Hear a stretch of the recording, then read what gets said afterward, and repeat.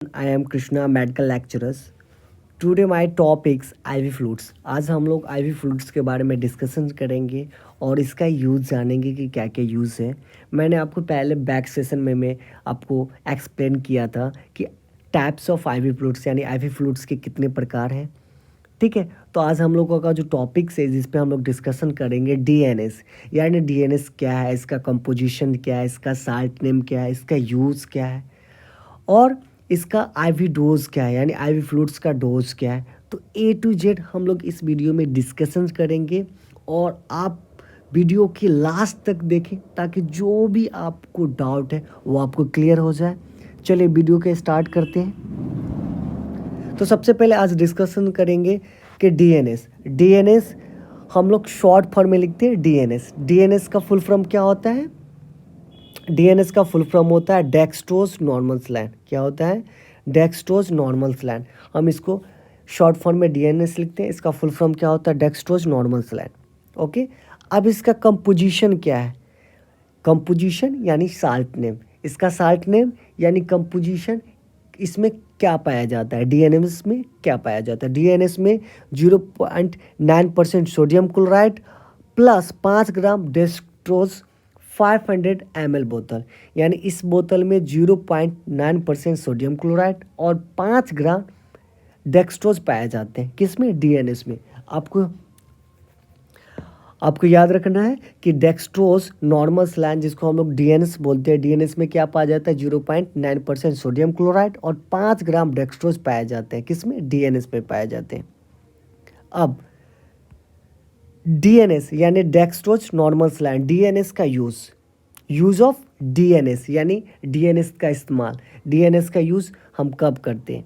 तो सबसे जो पहला पॉइंट है डिहाइड्रेशन पेशेंट, यानी डिहाइड्रेशन पानी की कमी हो जाने पर, जब हमारे बॉडी में पानी की कमी हो जाती है तो उस कंडीशन में भी हम लोग डीएनएस का यूज़ करते हैं, डेक्सट्रोज नॉर्मल स्लैंड का यूज़ करते हैं। यानी डिहाइड्रेशन या लूज मोशन हो जाने पे, यानी लूज मोशन में भी क्या होता है? बॉडी से काफ़ी अधिक मात्रा में फ्लूइड का बाईपास यानी लॉस हो जाता है। उस कंडीशन में आपके बॉडी में डेक्सट्रोज की लेवल भी कम जाती है, शुगर की लेवल भी कम जाती है। तो उस कंडीशन में भी हम लोग डीएनएस का यूज करते हैं। सेकेंड पॉइंट, हाइपोटेंसी यानी ब्लड प्रेशर कम होने पे, है ना। हाइपोटेंशन कभी कभी क्या होता है कि बहुत सारे पेशेंट ऐसे भी होते हैं जिनमें ब्लड प्रेशर यानी कम जाता है, यानी लो हो जाता है, कम हो जाता है। तो उस कंडीशन में भी उसको बढ़ाने में यानी इंक्रीज बढ़ाने के लिए भी हम लोग डीएनएस का यूज़ करते हैं। टू ट्रीटमेंट इंसुलिन शॉक, यानी हम लोग पेशेंट को क्या होता है, कभी कभी क्या होता है कि पेशेंट में शुगर की लेवल कम जाने के कारण भी पेशेंट अनकॉन्शियस हो जाता है। कभी आप देखे होंगे कि कोई नॉर्मल व्यक्ति के भी बॉडी में शुगर की लेवल कम जाने के कारण क्या होता है? वो अनकॉन्शियस हो जाता है यानी गिर जाता है।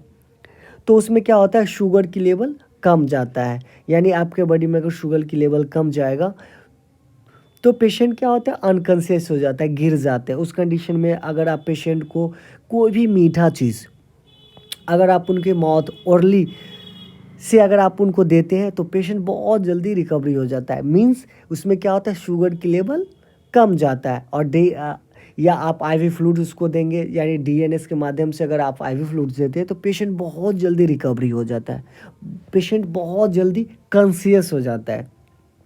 क्योंकि क्या होता है? डीएनएस में क्या होता है? डेक्सट्रोज 5 ग्राम होता है और 0.9% सोडियम क्लोराइड होता है।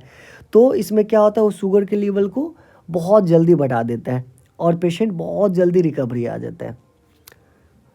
फोर्थ लास्ट पॉइंट, इन एक्सीडेंटल कंडीशन, है ना। एक्सीडेंट हो जाने पर कभी कभी क्या होता है? पेशेंट एक्सीडेंटल पेशेंट में भी क्या होता है? शुगर की लेवल कम जाती है ना। तो उस कंडीशन में भी हम लोग डीएनएस का यूज करते हैं। अब डोज ऑफ डीएनएस, यानी डीएनएस को कितना देना चाहिए? अब तो ये जान गए कि डीएनएस का क्या कंपोजिशन होता है ना। डीएनएस में क्या होता है? 0.9% सोडियम क्लोराइड और 5 ग्राम NaCl, है ना। तो 5 ग्राम क्या होता है? डेक्सट्रोज पाए जाते हैं और 0.9% सोडियम क्लोराइड पाए जाते हैं।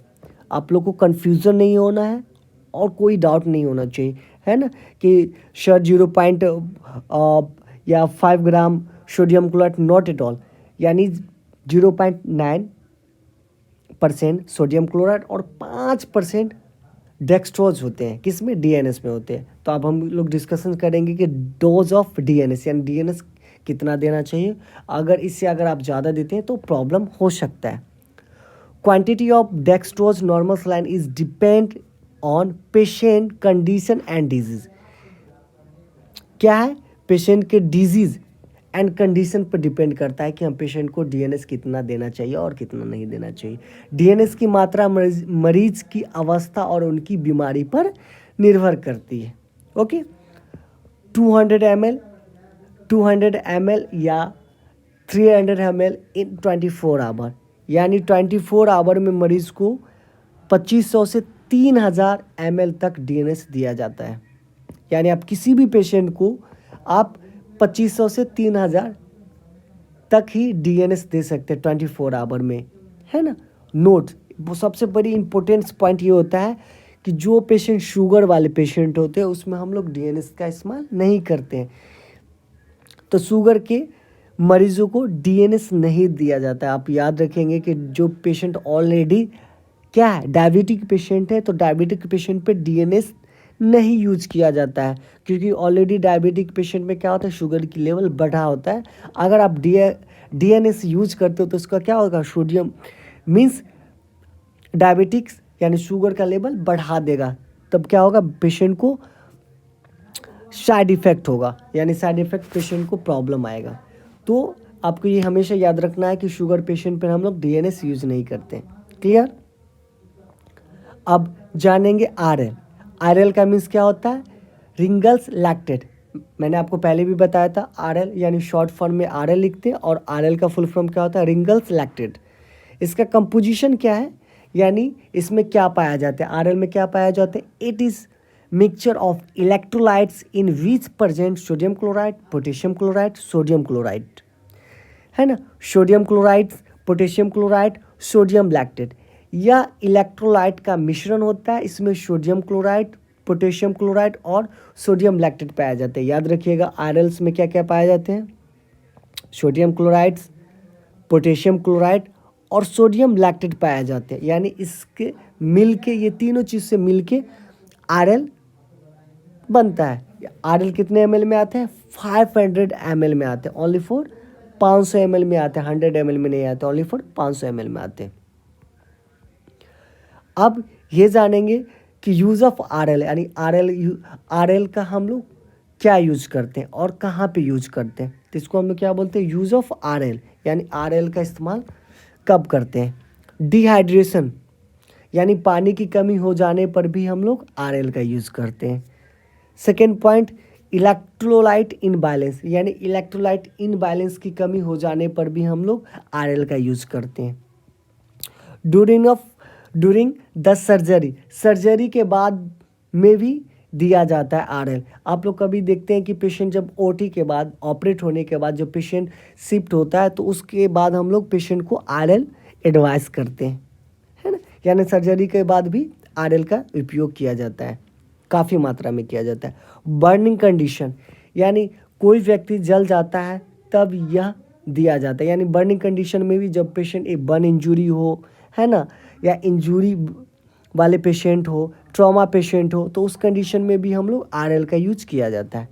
न्यूट्रिशन डिफिशियंसी, यानी कुपोषण हो जाने पर भी हम लोग आरएल का यूज करते हैं। हाइपोटेंसी, है ना, यानी ब्लड प्रेशर कम हो जाने पर भी आरएल का यूज़ करते हैं। सबसे मोस्ट इम्पोर्टेंट पॉइंट्स, हाइपोटेंसी, यानी अगर किसी व्यक्ति में अगर ब्लड प्रेशर कम जाता है तो उसको बहुत अगर तेज़ी से इंक्रीज़ करना है, बढ़ाना है, तो आरएल बहुत ही अच्छा इसका फ़ायदे हैं। अगर पेशेंट में ये क्या करता है आरएल, कि अगर आपके बॉडी में ब्लड प्रेशर यानी कम है तो उसको बहुत तेज़ी से बढ़ाता है RL. It is suitable for diabetic patient, it is suitable for diabetic patient, और आप डायबिटिक पेशेंट पे भी इसका यूज़ किया जाता है। डोज ऑफ आरएल, यानी हम लोग को कितना डोज दे सकते हैं, किसका, आरएल का। यानी डोज ऑफ RL, जिसको हम लोग बोलते हैं रिंगल लैक्टेट। क्या बोलते हैं? रिंगल लैक्टेट बोलते हैं, यानी कितना देना चाहिए। डोज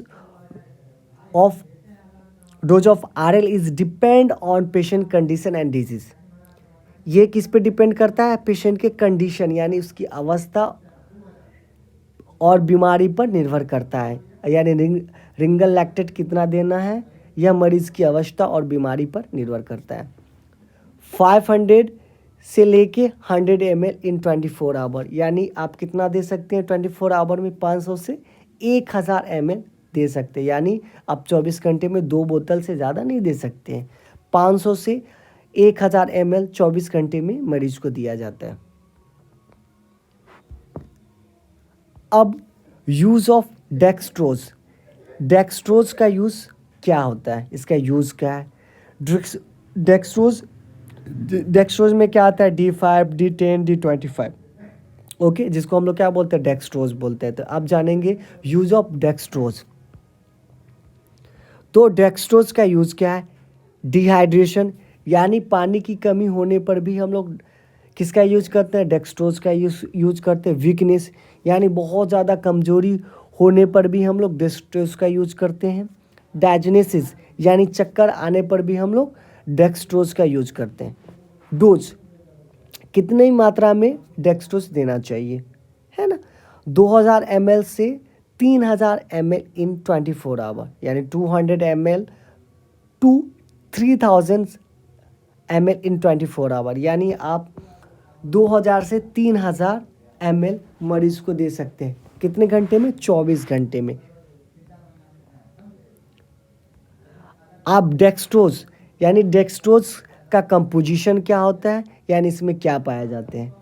तो पहले D5 है। D5 में क्या पाए जाते हैं? 5 ग्राम डेक्सट्रोज इन 100 ml, यानी 100 ml में 5 ग्राम डेक्सट्रोज पाए जाते हैं। और आपको ये याद रखना है कि डेक्सट्रोज 5 यानी 500 में भी आते हैं और 100 में भी आते हैं, ओके।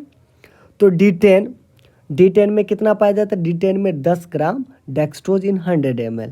D25 में 20 ग्राम 25 ग्राम डेक्सट्रोज इन 100 ml, ओके। तो ये क्या था? कंपोजिशन थे, यानी D5 में कितना ग्राम? 5 ग्राम डेक्सट्रोज। D10 में कितना ग्राम डेक्सट्रोज? 10 ग्राम डेक्सट्रोज। D25 में कितना? 25 ग्राम डेक्सट्रोज, यानी इन 100 ml। क्लियर? अब मैनिटॉल के बारे में अब हम लोग किस पे डिस्कशन करेंगे? मैनिटॉल सॉल्यूशंस, है ना? तो मैनिटॉल सॉल्यूशंस क्या है? तो मैनिटॉल सॉल्यूशंस को हम लोग मैनिटॉल सॉल्यूशन क्या होता है? वो भी एक IV फ्लूइड्स है, तो इसके बारे में हम लोग जानेंगे। This is type of diuretic solution. It is means increase the volume of urines. यह डायरेटिक सॉल्यूशन होता है, यह यूरिन की मात्रा को बढ़ाता है। ये क्या करता है? मैनिटॉल जो सॉल्यूशंस है वो क्या करता है? यूरिन की मात्रा को बढ़ा देता है। हमेशा आपको याद रखना है कि मैनिटॉल जो सॉल्यूशन है वो पेशेंट के कंडीशंस एंड डिजीज के अकॉर्डिंग्स अप्लाई किया जाता है ना?